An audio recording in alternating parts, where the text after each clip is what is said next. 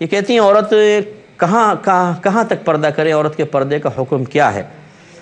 دیکھیں یہ بڑا طویل کویسچن ہے اور اس کے بارہا ہم جواب دے چکے ہیں۔ مختصراً میں عرض کر دیتا ہوں کہ ایک آزاد عورت کو نامحرم کے سامنے پورے بدن کے چھپانے کا حکم ہے، حتیٰ کہ موجودہ دور کے اعتبار سے نقاب بھی کرنا ہوگا۔ ہاں کلائیوں تک ہاتھ اور ٹخنوں تک پیر اگر کھلے بھی رہیں تو گنجائش نکل سکتی ہے، اس میں بھی بہتر ہے کہ موزے یا دستانے پہن لے تو بہت اچھی بات ہے، لیکن نہ پہنے تو پھر بھی گنجائش ہے، نقاب بہنوں کو کرنا چاہیے۔ اور لیکن اگر کوئی ایسی عورت کے ساتھ مجبوری ہے کہ وہ اپنا چہرہ نہیں چھپا سکتی یا بالکل ڈھیلا ڈھالا لباس پہن کر اپنے جسم کو پردے میں نہیں رکھ سکتی، تو ان کے لیے اتنی ہی ان کے عذر اور مجبوری کی بنا پر گنجائش نکلے گی۔ مثال کے طور پہ جیسے ہمارے باہر کے ملکوں میں رہنے والی بچیاں ہیں، خواتین ہیں کہ جو گھر کے حالات کی مجبوری کی بنا پر انہیں کمانا ہی پڑتا ہے، وہ باہر جا کے کماتی ہیں، آفیسز وغیرہ میں جاتے ہیں، تو وہاں کی اپنی ایک ریکوائرمنٹ ہے، وہاں پہ ڈھیلا ڈھالا لباس ہر جگہ نہیں چل پاتا، آفس والے اپنا مخصوص لباس کا تقاضا کرتے ہیں، وہاں نقاب نہیں کر سکتی بہنیں۔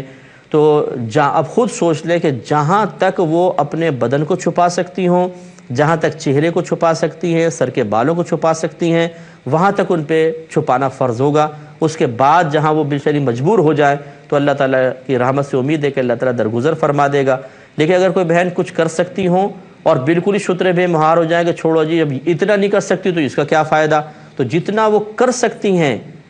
وہ نہیں کریں گی تو گناہ گار ہوں گی۔ اور ہمارے یہاں پر بھی یہی معاملہ ہے کہ بعض بہنیں ہوتی ہیں، ہمارے ہاں تو ایسا ہی ہوتا ہے کہ بعض ایسے ایکسٹریمسٹ قسم کے لوگ ہیں کہ اگر کوئی بہن بیچاری گھر سے باہر نکلتی ہے نوکری وغیرہ کے لیے تو فوراً کہتے ہیں جی ان عورتوں کو گھر میں ٹکنے کی، ان کو گھر میں ٹکا نہیں جاتا، گھر میں ٹھہرتی نہیں ہے، انہیں شوق ہے باہر نکلنے کا، یا ان کے معاذ اللہ کردار پہ فوراً شبہ کرنا شروع کر دیتے ہیں۔ خدا را ایسا نہیں ہونا چاہیے، نہ ایسا کریں۔ بہت سی بہنیں بیچارے واقعی بہت مجبور ہوتی ہیں، شوہر توجہ نہیں کر رہا، شوہر نہ نفقہ نہیں دے رہا، کس کے سامنے ہاتھ پھیلائیں، کیا کریں، گھر میں بچے بھی ہیں، گھر بار بھی چلانا ہے، یا تو وہ بھیک مانگیں اور یا پھر وہ کام کریں۔ وہ کام کرنے نکلتی ہیں تو ہمارا یہ ظالم معاشرہ ان کے اوپر طعنہ زنی کرتا ہے اور اس طرح کے جملے کہتا ہے۔ ہر کوئی خاتون خدا نخواستہ ایسی نہیں ہے کہ گھر اس کو بوجھ محسوس ہو رہا ہے اور وہ اپنے آپ کو خواہ لوگوں کی نگاہوں کے سامنے اور ان کے طنزوں کا نشانہ بننے کے لیے گھر سے باہر نکل رہی ہو۔ مجبوریاں بھی ہوتی ہیں، اس لیے اس قسم کے لوگ جو یہ جملے آزادانہ کہہ دیتے ہیں وہ میدان معاشر میں جواب کے لیے تیار رہیں کہ ایک مجبور خاتون کو اس طرح سے جملے کہہ کے اس کی دل آزاری کا مرتکب ہونا یہ معاف نہیں کیا جائے گا،